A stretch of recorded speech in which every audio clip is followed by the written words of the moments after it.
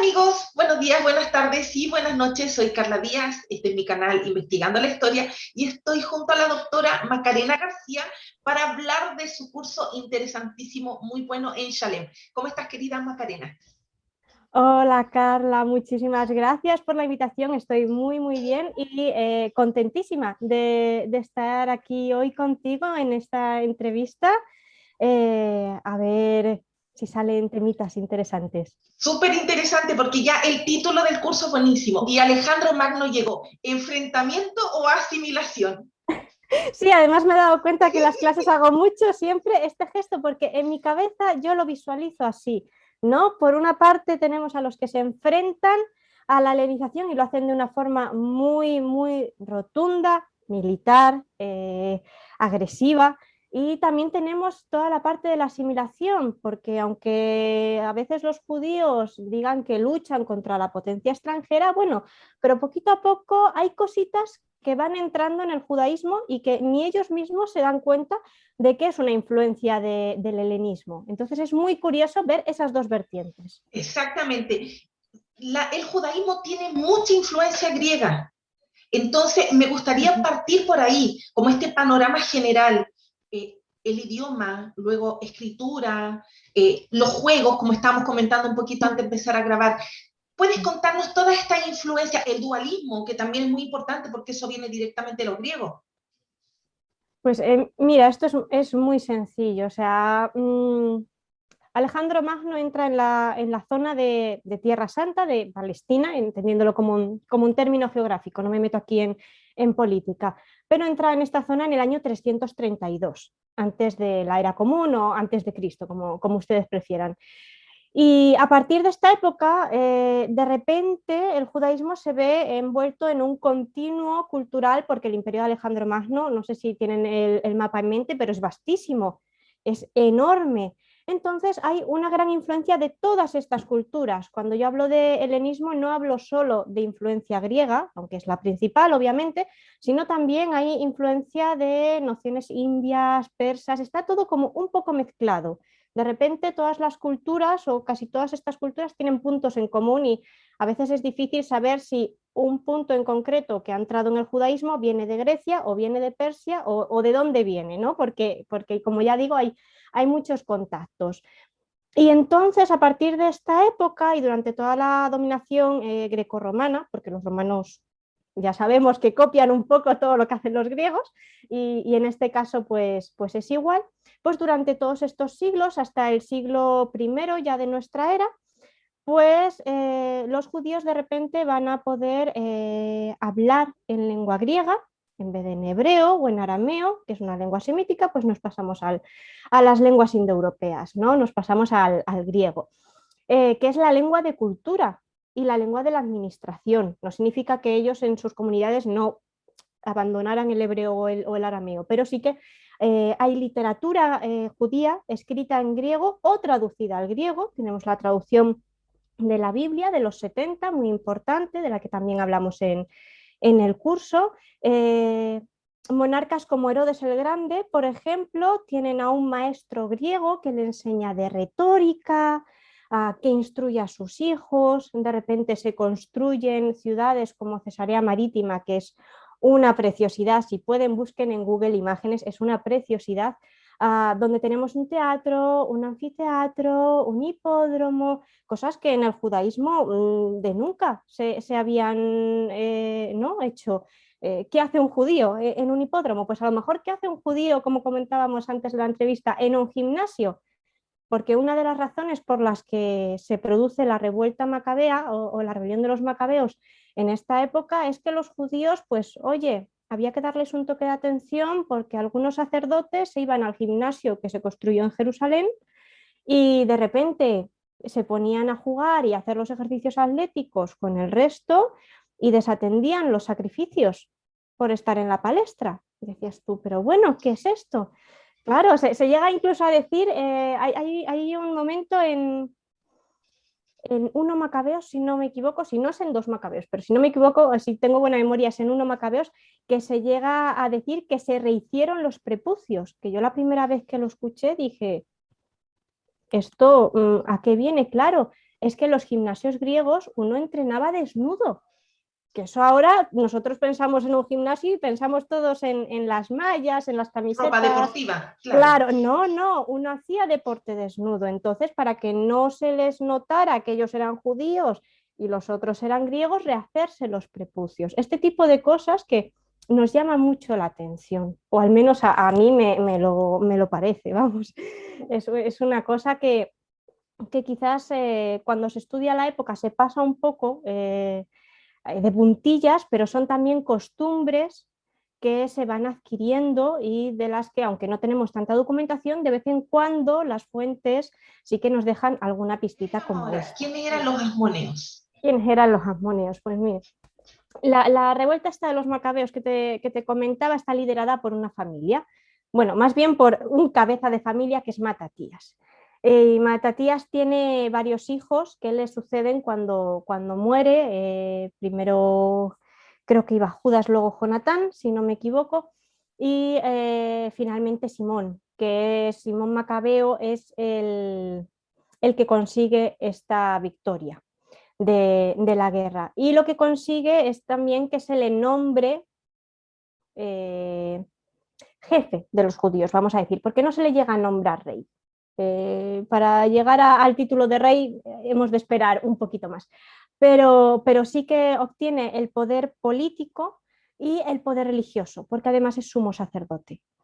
Y esta dinastía asmonea va a caracterizarse precisamente por eso, porque son a la vez reyes y sumos sacerdotes, se une poder político y poder religioso. Y es algo que desde el principio la población no lleva bien, porque creen que estos dos poderes deberían estar separados. Y es una gran crítica constante a la dinastía de los asmoneos, porque entienden que están acaparando demasiados poderes solo ellos y tendrían que repartir un poquito. Y la segunda crítica que se les hace a esta dinastía de los asmoneos es que al final han conseguido una independencia política, pero es más bien una pseudo-independencia. ¿Por qué? Porque los dirigentes eleucidas podrían haber continuado con esta batalla unos cuantos años más, pero tenían otros frentes muy interesantes abiertos. Entonces, si tú tienes las tropas allá por Tierra Santa, no las puedes tener en otro sitio para conquistar y para expandir tu territorio. Entonces deciden, bueno, decirle a Simón Macabeo, venga, te ponemos ahí de jefe, pero déjanos un poco tranquilo, ¿vale? Es un poco, estoy simplificando, entiéndanme, pero es una forma de apaciguar ya la zona por fin. Pero claro, al final esta dinastía no deja de estar puesta ahí por los propios seleucidas contra los que estaban luchando. Así que siempre tienen que mantener unas buenas relaciones con este poder helenístico. ¿Y cómo se consiguen unas buenas relaciones con el poder helenístico? Pues hablándoles en lengua griega, asistiendo a sus teatros, ahora me voy de viaje, te visito, te llevo regalitos, todo este tipo de cosas, ¿no? Que la población, después de una guerra tan cruel como la de los macabeos, pues tampoco lleva. Entonces, a estos pobres asmoneos les dan palos por todas partes. La verdad, es una dinastía muy interesante, muy interesante. ¿Y qué fue lo interesante de esta dinastía? Una mujer a la cabeza durante un tiempo. Ah, Me me encanta. gusta. Alejandra Salomé. A diferencia, Alejandra sí, de Salomé. los demás, ella tuvo que dejar el poder del sacerdocio a su hijo, porque ella, ser mujer, no podía ser sacerdotisa. Eso también me llamó la atención. Hombre, has visto bien las clases, ¿eh? Sí. Me encanta, me encanta. Efectivamente, nos llama mucho la atención de repente encontrar a una mujer ahí, porque es cierto que estamos en una sociedad más bien patriarcal, donde la mujer pues suele tener otro tipo de sitio en la sociedad, más bien en la casa, con el marido, con los hijos, ¿no? Es más a lo que estamos acostumbrados, pero a Alejandra Salomé pues le tocó y lo hizo muy bien, además lo hizo muy bien. Alejandra Salomé entró en toda esta historia porque era la esposa de uno que llegó a ser rey, que es Aristóbulo I, pero que reinó solo un año, se murió. Y claro, no había más que hacer. ¿Qué pasa? Que le sucedió en el trono su hermano y por la ley del levirato Pues Alejandra Salomé se casó con su cuñado, Alejandro una vez Janeo. viuda. Alejandro Janeo, eso es, Alejandro Janeo. Y entonces se casó con Alejandro Janeo y estuvo con él. El gobierno de Alejandro Janeo fue complicado porque desde un principio se le achacaron justo las críticas que les acabo de comentar, ¿no? De la unión entre el poder político y el poder religioso, el hecho de que fuera sumo sacerdote y rey a la vez. La población lo critica mucho, ahí hay un choque muy fuerte y resulta en una guerra civil que dura 6 años. O sea, realmente fuerte el choque. Una guerra civil en la que Alejandro Janeo se apoya mucho en los saduceos, que es un sector de la población, y en uno de estos episodios dentro de la guerra se acaba crucificando a 800 fariseos, que es otro sector de la población diferente, delante de sus familias. Un episodio muy, muy cruento. Como pueden imaginarse, la situación no es la mejor del mundo. De repente Alejandro Janeo muere y en vez de nombrar a alguno de sus hijos sucesor, nombra a su esposa. Y además le aconseja, en vez de unirte a los saduceos, apoya a los fariseos a ver si calmamos esto. Y funciona, realmente funciona. El reinado de Alejandra Salomé se caracteriza porque son solo 9 años, pero son 9 años de relativa calma, en la que Alejandra Salomé no puede ser sumo sacerdote, efectivamente, le deja ese puesto a su hijo mayor, a Hircano II, y se apoya en todo lo religioso en los fariseos, que era un sector de la población que había sido menos escuchado en los últimos tiempos. Y entonces, aunque no deja totalmente de lado a los saduceos, consigue equilibrar un poquito la sociedad y por eso digo que son 9 años de relativa calma. Además, militarmente ella es muy poderosa, aunque no participa en grandes batallas, en grandes conquistas, el ejército en ese momento sí que tiene una fuerte potencia y eso también disuade de otras sublevaciones en contra de la dinastía. Pero a mí me parece una mujer muy interesante. Uh, y bueno, quizás deberíamos tener más mujeres, ¿no? En puestos de gestión Sí. porque el reinado anterior fue un poco calamitoso, su reinado solo fueron 9 años, de repente volvemos a la calma, fue morir ella y sus dos hijos se liaron a discutir y otra vez conflicto, vamos, de hecho es cuando aparece Roma en escena y se corta la dinastía Asmonea. O sea Ah, que una mujer clave, un momento de respiro en la historia y de que puedas decir iban bien las cosas. excelente, Macarena. Y fariseos, saduceos, esenios, ¿podríamos hablar Oh, como brevemente de cada uno? me va a costar el brevemente. Si ves que me extiendo, me cortas. Es mi tema estrella. Me gusta muchísimo. Yo hay una frase que digo mucho y es que el judaísmo desde sus inicios, a la vuelta al exilio, se caracteriza por una gran diversidad. Es como mi frase estrella totalmente y creo que me funciona. Y dentro de esa gran diversidad, pues en esta época helenística tenemos tres grupos principales. También pueden encontrarlo como sectas, ¿vale? No entiendan cuando lean documentación sobre esto la palabra secta como algo despectivo, Claro, hoy en como lo día desde hacemos el hoy en día. cristianismo No, sí, lo ven así. no, Exacto. no lo hagan así. O sea, si encuentran la palabra secta, en este contexto pueden poner al lado en lápiz igual grupo y ya está. Grupo, secta, grupo, comunidad, como quieran llamarlo.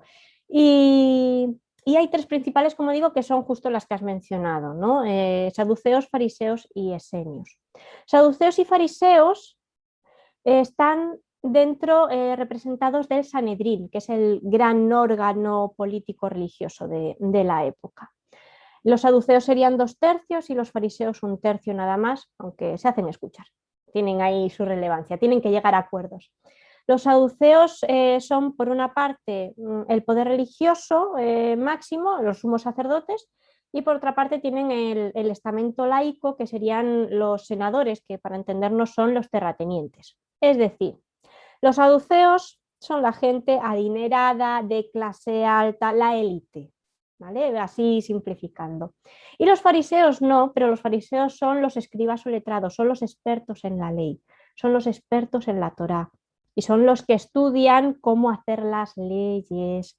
Entonces los saduceos les tienen que escuchar porque no vaya a ser que estén diciendo cosas contradictorias y al final promulguemos desde el Sanedrín una ley que va en contra de la palabra de Dios. De ahí la importancia que tienen.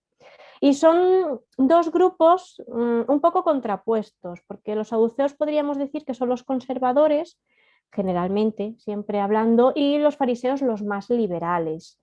Los saduceos solo toman como escritura, digamos, que tiene autoridad para promulgar leyes, como realmente escritura y no literatura piadosa, bonita de leer, pero no inspirada por Dios, los 5 primeros libros de la Biblia, la Torá o Pentateuco, pero para los fariseos este canon se amplía y sería también la parte de escritos y de profetas de la Biblia hebrea, es decir, aproximadamente el Antiguo Testamento, y la Torá oral, que es un tema ya como para extendernos, ¿vale?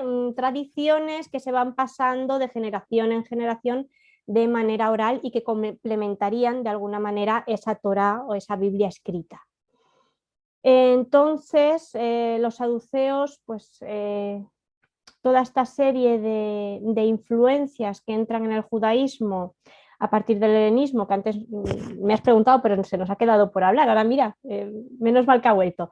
El dualismo, la creencia en el más allá, la resurrección o inmortalidad del alma, el mesianismo, temas de desarrollo de angelología y demonología, todo eso los fariseos dicen, bien, adelante, porque no lo toman como una influencia helenística. Ellos creen que es un desarrollo propio del judaísmo, pero son ideas que pululaban, yo siempre imagino una nube, ¿no?, encima del amplio territorio, ¿no?, del Próximo Oriente, pues pululaban por ahí esas ideas que venían muchas de Grecia, muchas de Persia, y las va tomando, ¿no?, el judaísmo.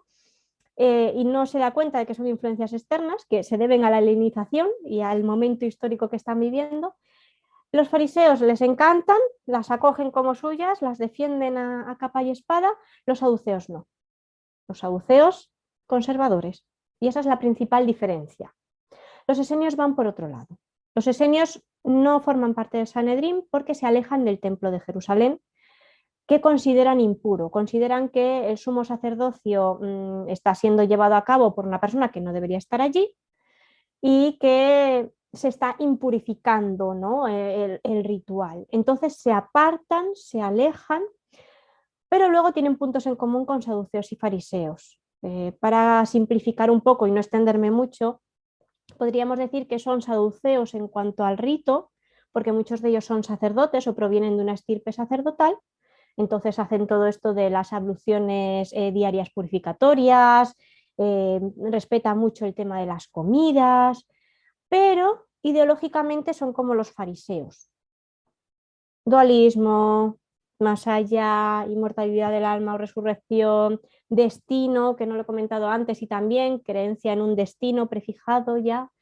Todas estas cosas sí que las van a defender. Y si hay algo que caracteriza a los esenios es el sentimiento escatológico, que es el de vivir el final de los tiempos. Ellos creen que todas estas calamidades que está pasando el pueblo judío, porque realmente hay muchos choques contra el poder, tanto griego como romano, con las potencias imperantes, pues todas estas desgracias no hacen sino anunciar el final de los tiempos, donde pues Dios ya pondrá un punto final, vendrá su justicia, se castigará a los malos, a los impíos, y los buenos pues recibirán su justa recompensa. Es un poquito lo que hoy en día grupos de cristianos también creen. Exactamente, esto es una mentalidad muy apocalíptica, ¿vale? Los esenios tienden mucho a la apocalíptica, la apocalíptica es mi tema estrella, he de decirlo, mi tesis doctoral es de apocalíptica, es algo que me encanta, me apasiona. En el diplomado hablamos poquito, pero ya tendremos tiempo, ya hablaré yo con Yusi a ver qué más hacemos en el Instituto Shalem, porque a mí me quedan las ganas de hablar un poquito más.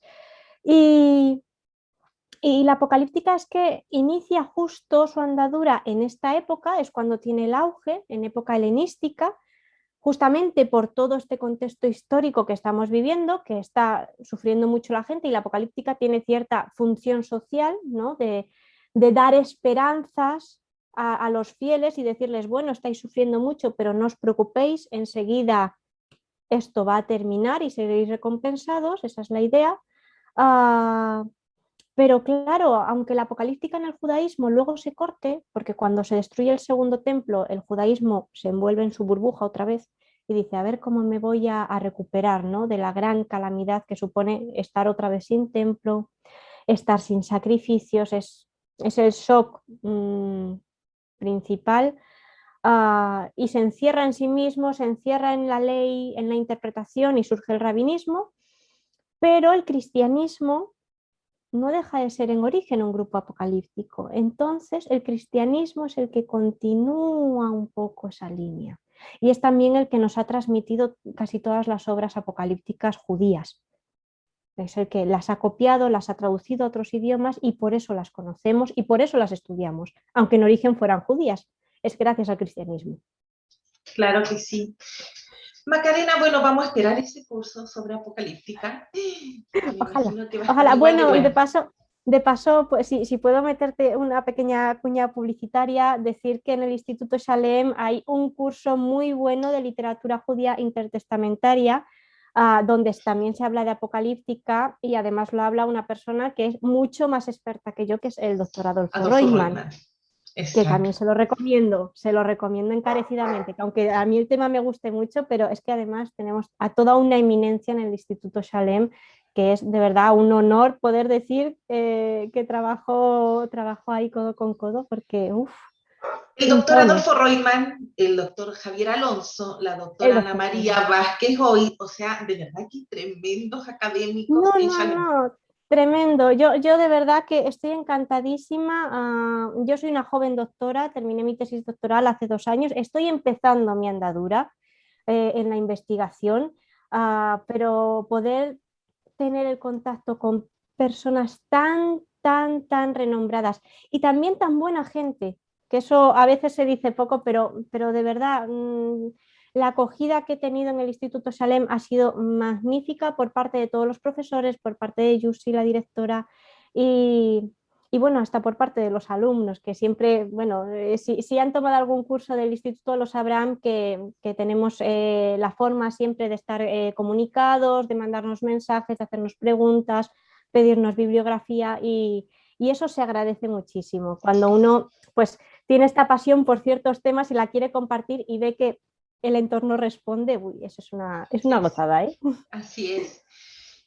Ya llegando como al final de esta entrevista, querida Macarena, quiero preguntarte sobre este testimonio flaviano que también Oh. tocas en el curso. ¿Hay veracidad detrás de este testimonio? Tú sabes que es súper polémico, así que ahí te escucho.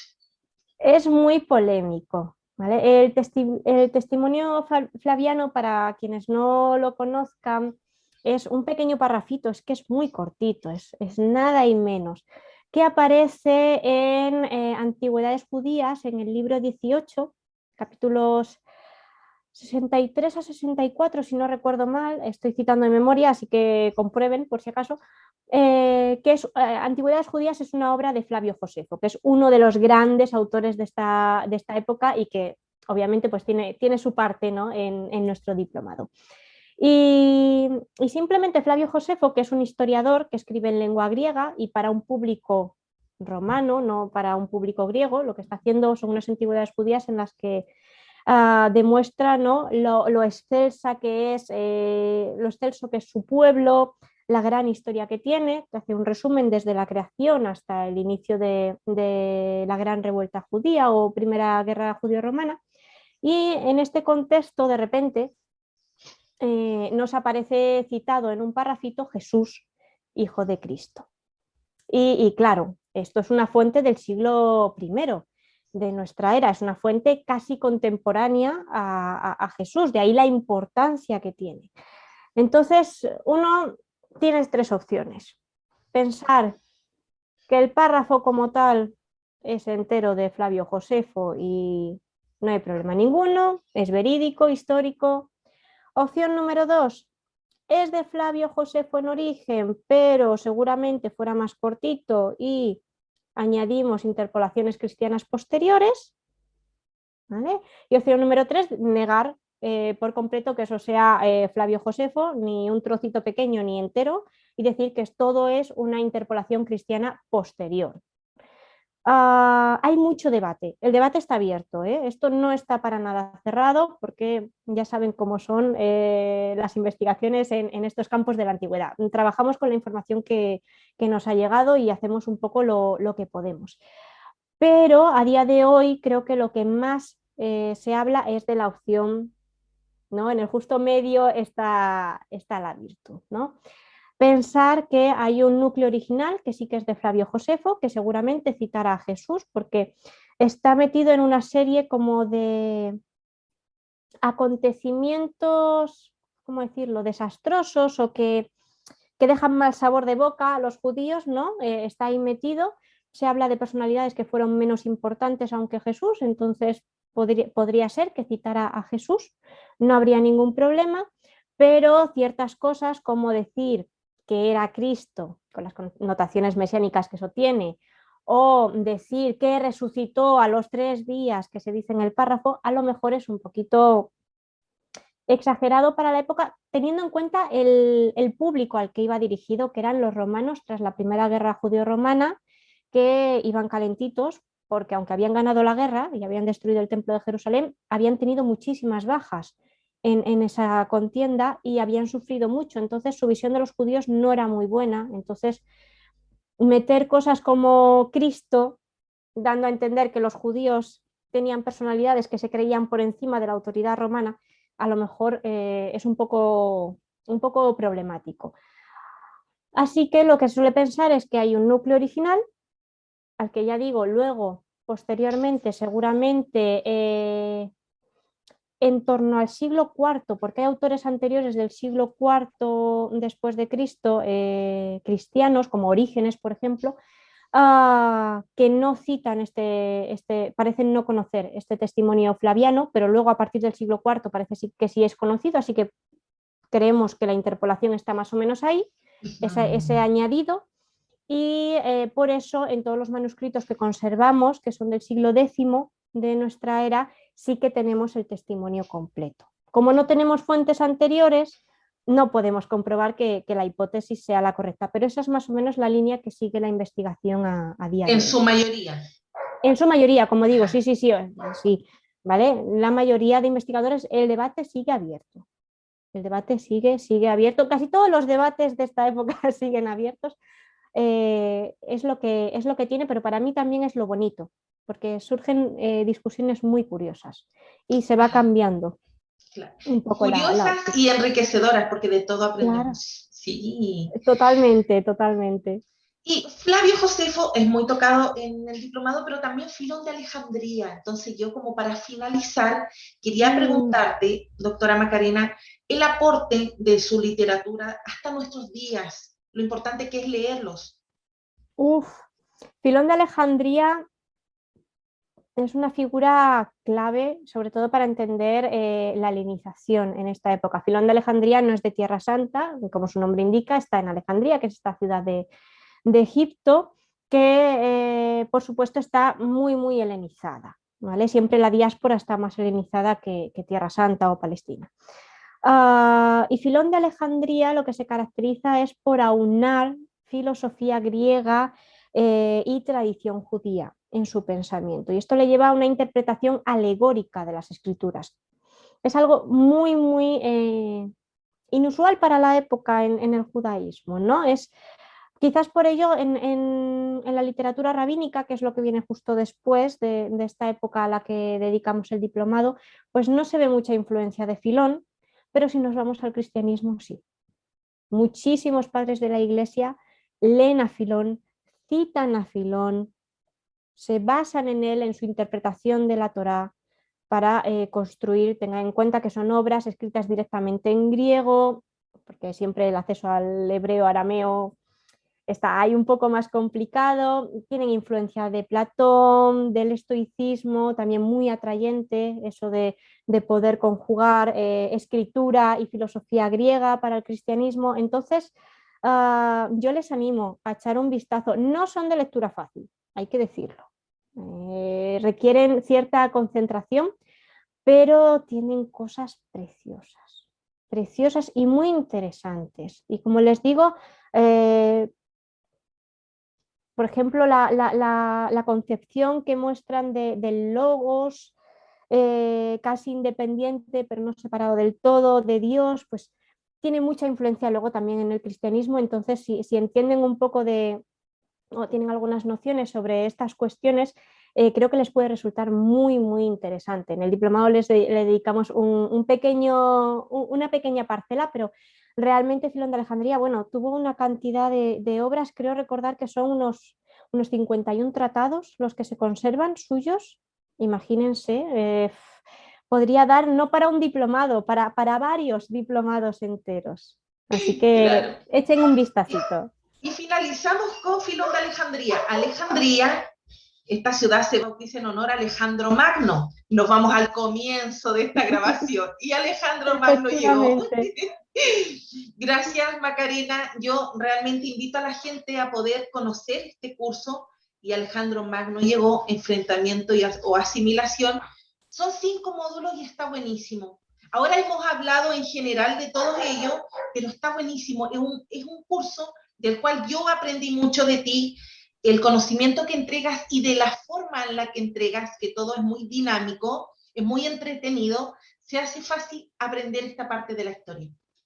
Ay, muchísimas gracias por tus palabras, Carla, porque es una gozada escuchar que algo que haces realmente ha gustado y ha servido, ¿no? Para aprender un poquito más, que será el objetivo de este curso, y también aprender yo con todos los alumnos, porque, bueno, como les digo, les invito a echar un vistazo al curso, a comentarme, a establecer un diálogo. Y realmente ha sido muy enriquecedor, yo creo que para ambas partes, tanto para los que están al otro lado de la pantalla como para mí misma al prepararlo y luego al reflexionar sobre todo ello. Muchas gracias. Gracias por este tiempo, por esta entrevista que llevamos planeando hace casi un mes más o menos, ¿cierto? Sí. Y bueno, animar a la gente, como les dije, que pueda seguirte a través de las redes y pueda conocer este curso maravilloso. Y luego, ya en unos días más en diferido, verán esta entrevista. Así que ahí esperamos su comentario a través de la cajita de descripción de YouTube. Muchísimas gracias, Carla. Ha sido un placer. Yo me quedaría charlando horas y horas, pero bueno, dejemos esta pequeña píldora y ojalá muchas entrevistas posteriores y muchos cursos con los que disfrutar. Así que me uno a tu recomendación y de verdad que quedan todos invitados al diplomado, que estoy segura de que les va a encantar. Lo van a disfrutar Excelente. muchísimo. Nos despedimos con el título Gracias. del diplomado, que a ti te sale hermoso. Es que sí, no sé por qué siempre me sale así, pero yo les espero muy, muy, muy pronto en este diplomado. Y Alejandro Magno llegó, enfrentamiento o asimilación. Muchísimas gracias, Carla, ha sido un Gracias. placer. Igualmente, un besote a la distancia y nos vemos pronto. Un saludo.